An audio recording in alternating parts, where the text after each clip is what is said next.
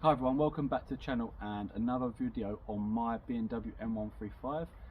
So about a few months ago I did a video about my car and why I love it, and just went over a little bit of detail in that video. This video is going to be 5 things that I find really annoying about this car, and just that a little bit of a bugbear for me. They may not be for everyone, but just things I've found that just slightly annoy me about this car. Overall I do really love this car still, but there is obviously going to be some things that you find annoying with your own car.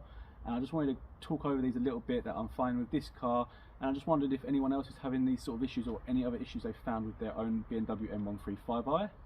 So let's go ahead and jump into the video and see the 5 things that annoy me about my own BMW M135i.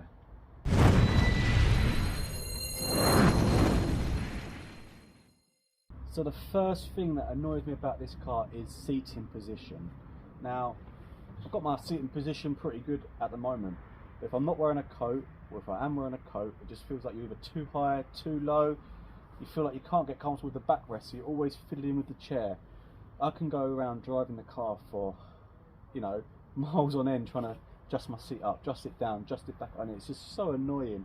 I just can't get the right seating position. It's either the steering wheel's not in the right position, it feels too low, too high. You feel like you're dropping down in the seat and you feel too low. When you get in the car you feel too high, like you're in an SUV type vehicle, or then other times you feel like you're in like a real low down sports car. And obviously I've got a family in the back, so I have to think about their leg room as well. So if I have my seat too far back, my daughter's kicking my chair, it's just really annoying. And sometimes I just can't get the right seating position. Luckily at the moment I've sort of found the right one for now, but I guarantee if I'm wearing some different clothes it'll probably be the wrong sort of seating position again. So I'm always like this, up, down. It's always messing about the seating position, and my wife gets really annoyed with me. So that's my number one first annoying thing about this car. So number 2 is actually in the car, so I brought my camera in just to show you, and it might not annoy everyone, but I just find it a really silly design on this car, because this car isn't full touchscreen. You still got all your buttons to control the heaters up and down, so everything's there. But I don't understand why they haven't got a button for the aircon. So what you have to do is press the aircon menu. It then takes you up there, and then you have to go in and untick it, or if you want it on, tick it. I just find that a really weird design, when I don't understand why you need a menu for the aircon.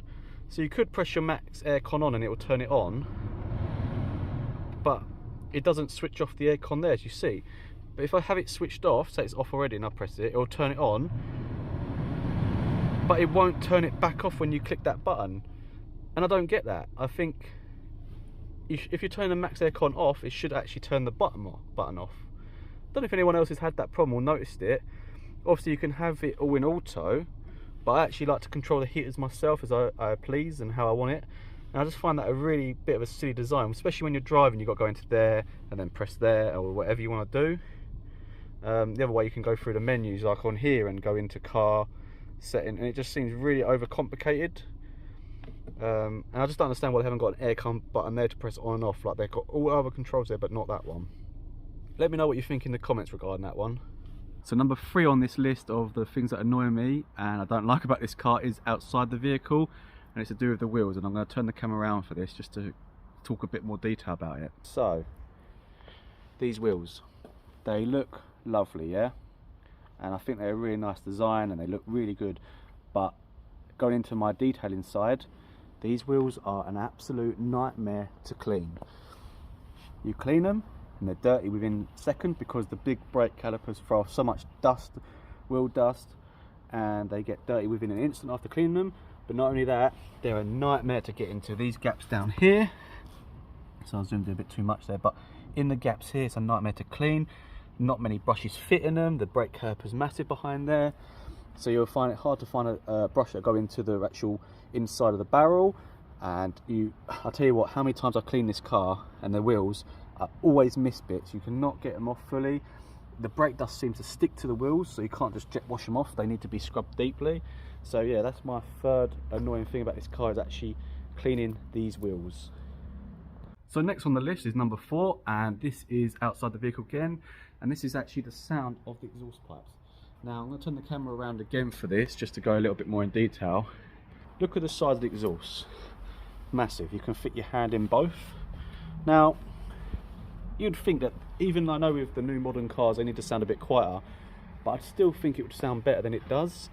I know you can put exhaust pipes on it and aftermarket stuff, but at the end of the day, as a standard M car, or M light car as you would like to say, it should sound good. So if I start the car, can you hear that popping? You get a pop at the start and then it goes quiet. Now it's got a light rumble from the exhaust, but I just expect a little bit more from it, just a little bit more noise. And when you're driving along, them pops and back, they don't get no pops or burbles or anything. It just literally is just a normal sounding exhaust. There's no pops or anything. So if I go, so on the start up it does it.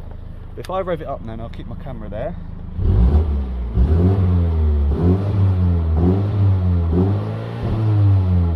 You see what I mean? It doesn't sound that great. And I know it's just a 2-litre engine and it's not the 3-litre straight 6 anymore, but still, it should have a good sounding exhaust. So that's my number 4 annoying thing, or something I don't like about this car. So my 5th and final thing that annoys me about this car is actually the gearbox in this car. So you've got most BMWs have this ZF gearbox, which is a fantastic gearbox and it's great.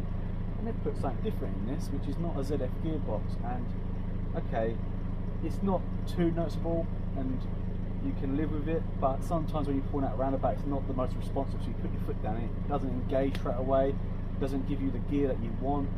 You have to be driving in sports mode all the time for it to be a bit better. I think it drives better in sports mode.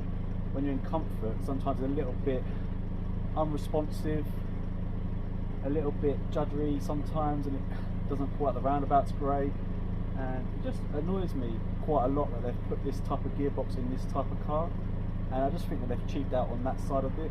Other than that, the car is great, but that side of the driving is a little bit of a letdown in my eyes. So there we go guys, that's my 5 things that actually annoy me about this car, or I dislike about this car. There's not many, and there probably is only 5 which I've listed. There's no more I can think about. These are the 5 that I found of my ownership of having this car over like 18 months. These are the 5 things that I've found that are slightly annoying or I don't like. Everyone's got their own opinion on cars, and if you own one you may have some different things that you think of, so drop me a comment down below, or if you agree with some of the 5 things I've said, let me know down below and see what you think regarding this car. If you own this car or if you've driven this car, let me know. If you haven't already, please subscribe to the channel. It means a lot to me to grow my subscriber count and keep doing videos like this. So I hope you enjoyed this video. If you did, give it a like and I'll see you on the next one. Thanks for watching.